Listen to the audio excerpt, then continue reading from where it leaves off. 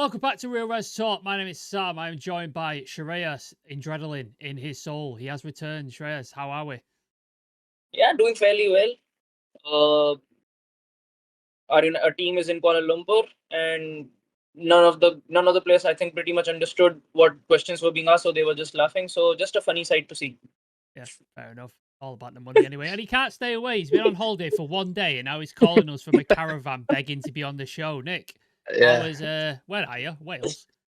Uh, Somewhere in Wales, yeah, in Sheepland, if as others might know it. Yeah, yeah. I just wanted a minute. I don't know. I can't stay away. I was begging in the WhatsApp. They said no, fuck off. You need to stay away. I said no, I can't. I'm addicted to this game. So this is where I'm at. Me and Shreyas were planning a takeover and it's just happening. yeah.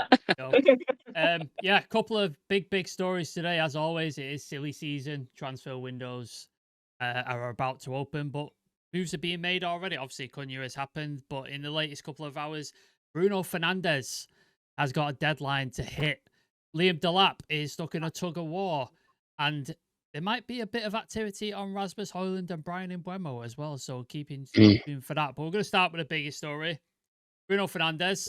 This is from Chris Wheeler in the Mail. Bruno Fernandes, our captain, our talisman, has 72 hours to make one of the biggest decisions of his career. Saudi team Al-Hilal have reportedly tabled a take it or leave it offer, a deal worth 65 million per season with a 100 million transfer bid. They've given him 72 hours, take it or leave it, and he has to make a decision. He reports the Saudis are just waiting on his word. Apparently, everything else has been finalised, but they're waiting on him to say yes before they submit the bid. United are said to be desperate not to lose their captain, but with a £100 million offer, that is very hard to ignore with the major squad rebuild already underway. This could redefine our summer, gentlemen, and maybe the future of Manchester United. Nick, is this going to rumble on, or do you think after these 72 hours we'll know? Well, the main criteria for Saudi was before the Club World Cup in it. So whether that's a thing to do with they just simply want to win it or they want a big name in there as well as a part of that, I'm not entirely sure. But will it go on for the rest of the I don't think it will. I don't think it will from all the stuff that we're hearing at the minute. I hope it doesn't because the last thing we need, especially I think the lads are in Malaysia at the moment, aren't they, on the tour? Yeah. When they get back, they probably have fucking 5 days to rest, and then it's back to pre-season again, and then a 70-game season on top of that as well. So the last thing you need really is having this dragged out through the summer. Will he go? Won't he go? Because it just puts everyone at unease. The manager, the fans, himself, his family included, which I imagine. So to be honest, I'd rather the 72 hours just go up. Like either just go now, make it happen, so we can lick our wounds and prioritize and make a plan going forward, or commit to the club. Just come out and say no, I'm staying at the club and kill it off. You don't want this dragging in it. That's the last thing that we want. Yeah. Shreyas, is 100 million enough? I know you want him to stay no matter what, but in my head, I think I maybe need a little bit more to sort of go, yeah, then I'm prepared to let him go. Is 100 million enough for you? Not for me. Again, after the season he's had, and considering Saudi is already tabling an offer for 100 million, you could easily, I think, squeeze out 10-15 million at least more out of them for the player that you're offloading. And considering he's your club captain, you need to make the situation as hard as it is for them to actually understand that United would be willing to let the player go at least around that offer, and 100 million would not be entertained by the club. Other than that, it's just going. I think right now things are very chaotic when it comes to the club, because we've already got a lot of players leaving. Players running out their contracts, players retiring, and then on top of that, we've already got a list of outgoings. Players like Rashford, Sancho, Anthony. So they and Hoyland included in that list. So there's already a lot of work to be done. Now, if Bruno actually ends up leaving as well, it opens up a completely different area of reinvestment for us into the team, because he's someone who plays in the 10, he's someone who plays in that double pivot as well, and while playing in both those positions is highly effective for us. So to be able to accommodate that sort of a player and to be able to replace that sort of a player as well, we need to be very, very careful as to who is the other person who actually walks in through the door to us. Speaking of retooling the squad, Nick, obviously 100 million or 100 million plus allows us to go out and do some decent business, I would say. Do we go down this line that we've been doing recently with Premier League proven players? Do we go out and get, I don't know, a João Gomez from Wolves? Do we go out and get name your favourite midfielders from the Premier League? Do we go out and do that? Or do we look towards the likes of that Mastuano from River Plate? Do we look like Humlin from Sporting Lisbon? Like, where does this money need to go if we do cash in on Bruno? Yeah, to be honest, I don't want him trying to be too clever, trying to bring in a replacement if we need to do that. I would much rather reduce the risk, especially after the season that we've just had. You know, if you finish in 15th in the league, you don't want to be going, right, lad, there's a guy coming from South America, River Plate. He's going to be the one. He's going to, transform this team. The captain's just left. He's got 20 goals and 20 assists. Don't worry about it. You need guaranteed in there. I don't even know if there is a player. I mean, we've said it before. I think the only player who I think could either replicate Bruno or get close to it is Cole Palmer. But even with Cole Palmer, obviously, ability-wise, there's a conversation between the two because he's right up there, in my opinion. But in terms of everything else that Bruno offers as well, like what runs through the club, the heartbeat of the club and the soul, I don't know if money can replace that. Do you know what I mean? Do you change how the squad works then? Because obviously Bruno is versatile. Like Brett said, he could play in the 8, he could play in the 10. I think he's played out wide for us before at times. So with Cunha coming in, he's going to play left 10 in Buemo. Rumoured he possibly play that right 10. I think Shreyas mentioned possibly wing back as well. With Ahmad, there's different sort of combinations you could do there. Do you then retool the squad and look at the midfield a little differently rather than bring in 2 different midfielders than what we've got? I spoke to Carl Anker last night, and he was of the opinion that Ugarte isn't the one for this midfield. So to retool this midfield, we need something different. So do we use that money to completely change this midfield, Shreyas? I think we do, because to be completely honest, when it comes to controlling the game down, I've been a lot more impressed by someone like Collier when came onto the pitch in comparison to Ugarte. When you need to just control the pace of the game, slow the tempo of the game down, stop the other team from actually playing rhythm.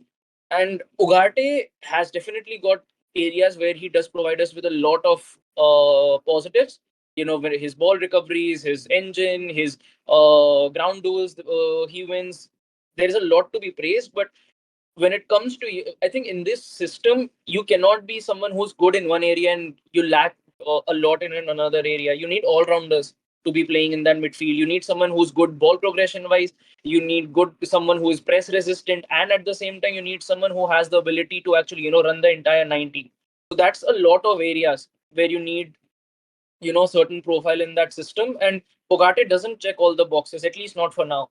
And if we can actually go into the market and get other players in, like Ederson, like some other players who can actually take the ball back from the back 3, then progress it to the attacking players as well, that is an area where we definitely need to look for players, because at times off the ball wise, and when we do win the ball back as well, capitalizing on the opportunities when the opponent team is not in their formation or they are in disarray is an area where we completely lack. And other teams in the top half of the table, definitely not. You make a mistake and they'll absolutely make sure that you pay for it. So if it was up to me and we had the funds, I think a new look midfield, I wouldn't be opposed to it. Yeah, I'm going to put you on the spot. Give me 1 or 2 midfielders you go and get right now if that Bruno money comes in. Yeah, Nick. If that Bruno money comes in? Yeah, 2 midfielders you go get. So actual midfield, not 10s. You talked about like 8s. Yeah, midfielders. Say that kind of prototype.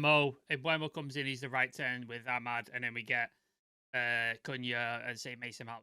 There's your 10s. The retooling this midfield. Ugarte's out of the question. Retooling this. Yeah.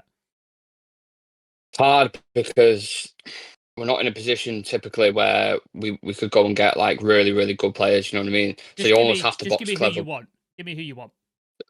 Reinders is one that me and Trez have spoken about before as well from AC Milan. But City is speaking with him. Edison's another one.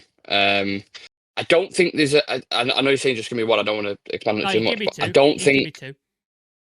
Yeah. Well, Edison and Reinders are the one, but I don't, even with them, I don't know. I find it really hard to trust United's recruitment at the minute, because we was just speaking about Ugarte then, and Ugarte was recruited under Ineos, So do they actually know what we need in that midfield? Because the fans seem to. Yeah. Reyes, who would you go for? I know you mentioned Reindeers. Is there anybody else you think you go in and get? Angelo Stiller from Stuttgart. That's a good shout. He's someone I who like I'd him. really like to come in, because again, all-rounder of a midfield, knows how to retain possession, knows how to take care of the ball, knows how to take the ball off and actually be good when it comes to progressing the ball and breaking through the lines with his passes. And at the same time, he's got a good engine on him, so he can run the entire 90. So Angelo Stiller is definitely one who I would personally take a look at. There is another player at Atletico, a youngster, Pablo Barrios, rated very highly. Ball progression wise, very decent. And at the same time, when it comes to interlinking play when moving the ball out, having that sort of midfielder who can play the 8 as well as the 10 can be a good option to look at. Yeah, I like those sound of those things. Just seeing a bit of breaking news. I don't know if you guys have just seen this regarding Alejandro Garnacho. This is via Nathan Sol in the Mail. Ruben Amorim reportedly have told Alejandro Garnacho, "You better pray that you can find a club to sign you." The aftermaths of the events. What's your thoughts? I think Nick's frozen. He's still with us? Yeah. Yeah, Shreyas, give us your immediate thoughts on that. That seems like he is done with his club, doesn't it? Yeah, and look, Amorim has always been a no nonsense sort of a manager.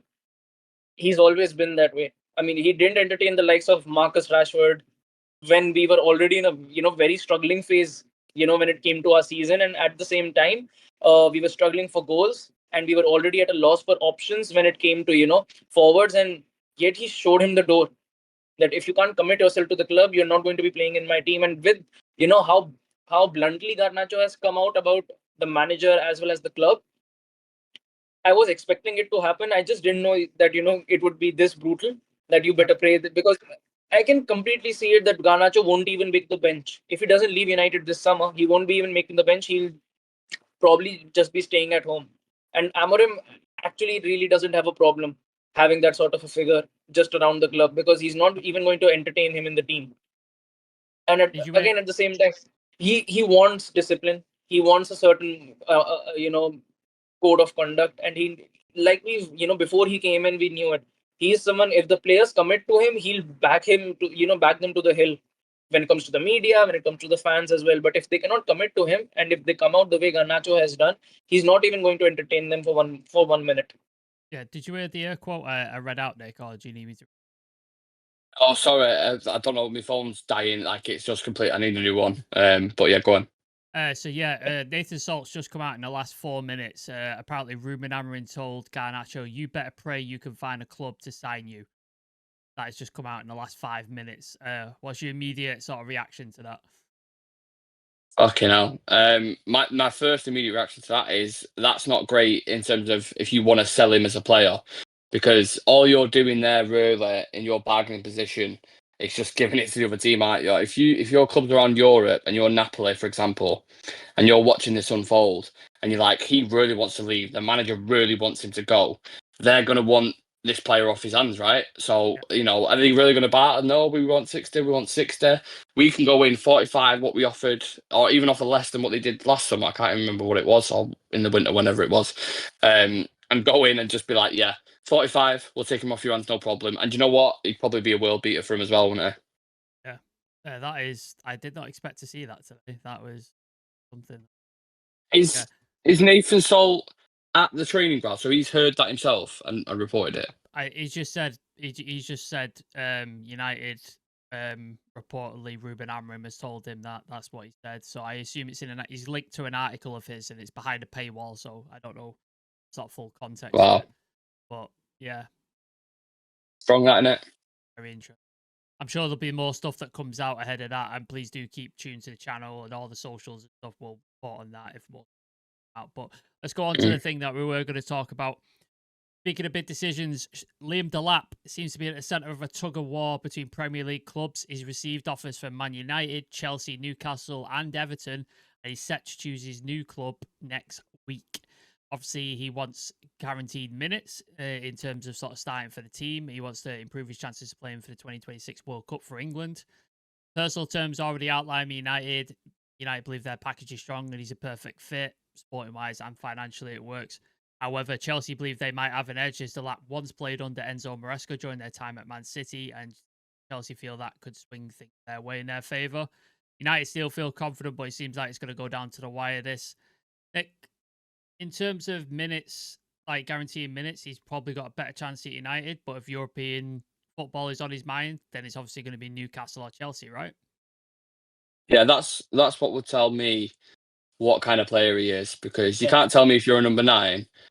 You're looking at Chelsea's situation. They've got Jackson, who they put a lot of trust in, and feel like he could be, a big player for them. And obviously, you might say to a player, for example, look, it's going to be competition, and the player might back himself and go there, and he might do well.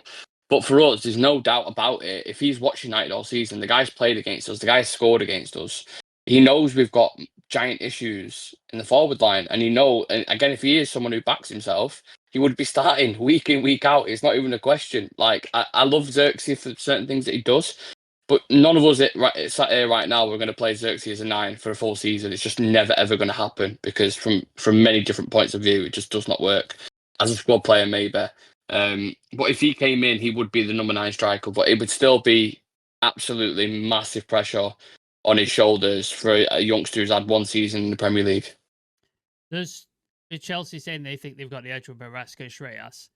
Newcastle, he's not getting in over Isaac, is it? Like, that's just not going to happen. So if he is after European football, which says to me probably money-wise he's going to go into it, what happens with United then? Like, if the lap is off the table, where do United turn? You have other options, and I think at least with Ineos, I think they at least have some alternatives to look out for. At least if you don't get Delap, they do have backup options like 2 to 3 to look at. Because I still remember when the Branthwaite deal fell through, we immediately swung to Lenny Euro and actually made that deal happen.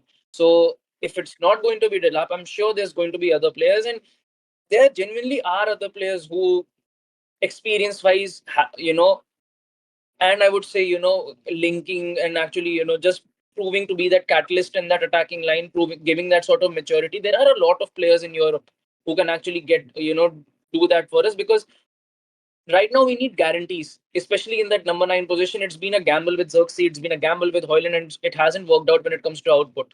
So we need someone who can actually come in and at least deliver 15 to 20 goals for us next season, because that is a gaping area in our attack. So if we are able to, fill it, at least till we are, able to again make a case for ourselves to be back in the top 4, we need someone who can come in and do a job for us in that position.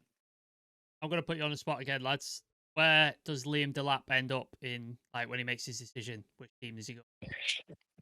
I think Chelsea. Yeah. Chelsea. Is it Chelsea as well, Nick? No, yeah, I think Chelsea as well, yeah. Chelsea. All right. Speaking of other moves in the market, Brian and Buemo. Me and Shreyas sort of touched on it yesterday, but there's been a couple of things coming out around it, and Nick's not really spoken on it. According to Jason and Muppeteers, who will be on next week, so for that. United have been watching him for a long time, and he sees like a real option to play behind the striker. The deal does depend on outgoings, but he's a top target if funds do allow. So obviously, if Garnacho does go, which feels about 50, 60 million maybe, Brian Bremo is rated at £50 million. Nick, do you love this option? Do you like this option? Not for you. Like, how are you feeling about this deal? No, I think he's perfect, to be honest with you. I'd have either one, Mbeumo or Visser. They both had incredible seasons. Like, you're talking nearly 20 goals between them both. Not between them, but like they both landed 20 goals and have got shitloads of assists as well. Someone in Thomas Frank, the system that he plays, and it's not similar to Amorim. Obviously, it's the back 3 kind of way. And the forwards are still kind of versatile, but more like a split striker, I would probably say, is what Brentford typically play. But he's someone who's played as a winger, a second striker, a 10, like everywhere. So he's comfortable across the pitch. And not only just that, he's both-footed. Like, left or right, he's an absolute killer. He's got a decent cross on him. He's got a really good shot on him. I can't find, if I'm looking for somewhere to say no, nothing really comes into it, because even his age, I think, was he 26, 27, 25, something like that? 25. Yeah, so that's a really, you're talking Cunha's age. It's literally almost a replica a little bit. I mean, obviously they've got different nuanced qualities between them, But you're talking like similar areas, like versatile, which is you absolutely need fluidity in that forward line. Someone who works hard, and he fits that category as well. And then someone who you got the Prem proven badge with him, which I know people moan at a little bit, but we can't. We were just talking before about you can't afford to risk certain moves in this market. Like we need players who are just going to hit the ground running. And I'm telling you now, if you've got options next season and Burmo, Cunha, and Ahmad, do I need to say any more? Do you know what I mean? Yeah, it seems like that's the route. There was a report saying United are going down the Prem proof route. It seems like that's the way we're going, Shrez. Would you feel more confident with Brian and Buemo instead of Garnacho next season? Yeah, absolutely. Because again, the type of combinations that actually unlocks for us is immense. Ahmad and Cunha playing on one side. Maybe you could see Ahmad and Mbuemo playing on one side. Maybe Ahmad plays at wing back. Maybe Mbuemo plays at wing back. So for other teams as well, it will create a matter of unpredictability as to which player is playing in which position. And with the good thing about Cunha as well as Mbuemo is both are very dynamic. Both Yeah. know how to operate in multiple positions and actually prove quality in all of those positions. Whether it's as an inside 10, whether it's as a winger, whether it's an even as an out and out number 9, both have done an exceptional job at their clubs. So you need that sort of dynamism, and especially in this system, you need you need all rounders. And one thing good about Cunha and Mbuemo both are relentless and fearless, and both actually are quite aggressive when it comes to Yep. pressing with intensity from the front line. You need that sort of profile when it comes to those 10s. Can I just add something on the end of Yeah, that as well, just very quickly? Both of them as well. It's easier to attract them players because they haven't really had a taste of Europe with the clubs that they're currently at the minute. So with Wolves and Brentford, you know what I mean, they haven't had that feeling, so the desire isn't there. I'm sure they want to play European football, but not as much as others who are currently playing in it. Well, they sold the project to Cunha, didn't they? And he part of the rebuild to get Manchester United back to the top. I'm sure it's a similar thing you could sell to Brian and Mbeumo. I don't know where he was playing before Brentford. I imagine it wasn't a high level. So that rise, low team in France, I think. So that rise to Europe, to United, and then possibly playing European football next season, I don't know. Depending on this, definitely something. Final story. Rasmus Højlund apparently is being tracked by Inter Milan. The Serie A side want the Danish forward on loan with a possible obligation to buy, which is, I fucking hate that phrase now. I really do. But United are focused on adding attacking options for Højlund yet to fully explode, to say the least, at Old Trafford. This could be one to watch if another striker does come in. You see him going anywhere seriously, Nick? I don't know who comes in to get him. I really don't. Like, a loan with a possible option to buy, it has to be an obligation, right? Yeah, an obligation would be great, but we know how clubs function in Italy, don't we? They love a fucking loan with an obligation, with an option, and then when that loan ends, you're like, oh, well, we'd like to loan him for another season. And they was trying the same thing with Antony. Yeah, well, we really want to keep hold of him, want to loan him. All right, okay. Do you think we're going to do? Do you think we're mugs? Well? Yeah. Have we got mugs on our head? Fucking joke, man. Yeah, I'm sure they want to loan him, but what these clubs do, they are quite smart. They look at opportunities and they look at players who do have ability. Rasmus, for all of this season, how bad it has really been, there's something there because we saw it last season. There is something to work with. Sometimes it just takes a player going to a different club, having a different setup system, and the manager gets best out of them. It's as simple as that. Like, it can work sometimes. My issue is I don't know how much they're gonna, if an obligation was inserted into the clause, which they'd probably end up fucking spending 5 million to send him back, what they've done with Jadon Sancho. But if there was an obligation in there, usually after, what's he worth? Like, not much.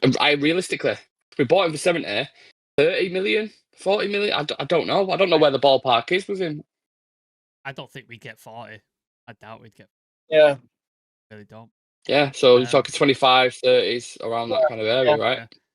I mean, Shrez, arguably, we need two strikers anyway, whether Rasmus Højlund stays or not.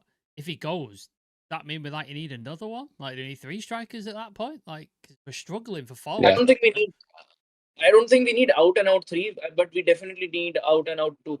The thing is, I'm still just not sure as to in what capacity and in what position would Xerxes actually be used next season. Whether he'll be used as just a 10, whether he'll be actually used as a 9. Because if he's going to be used as a 9, he'll be getting games. He's had a good attitude with the club, with the club as well as the manager.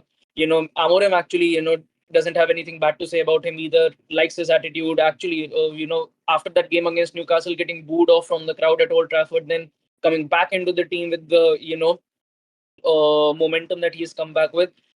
I think he will be given minutes if he stays. I think it will only be one striker coming in through the door.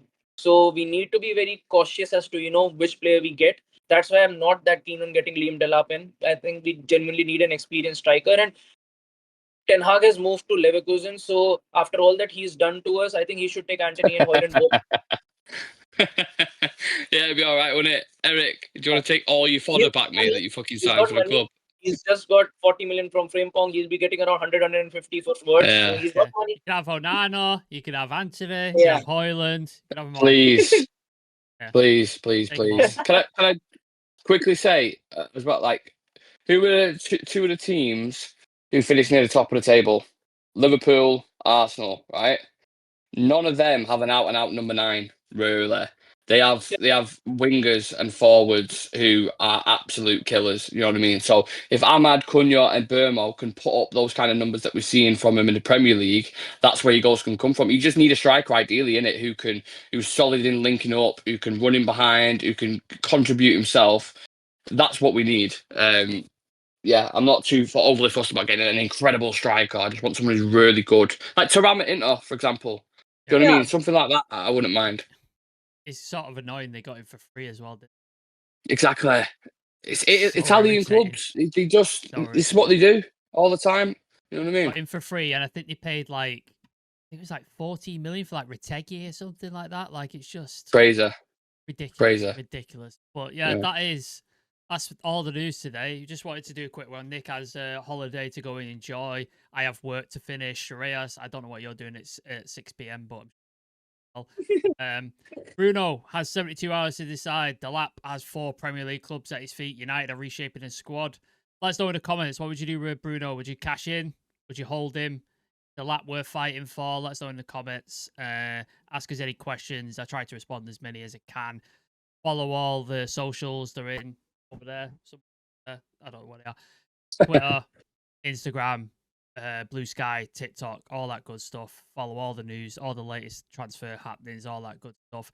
Hit the notification bell, subscribe if you're new here. And yeah, we'll see you all tomorrow with another show, another bunch of transfer news. Peace.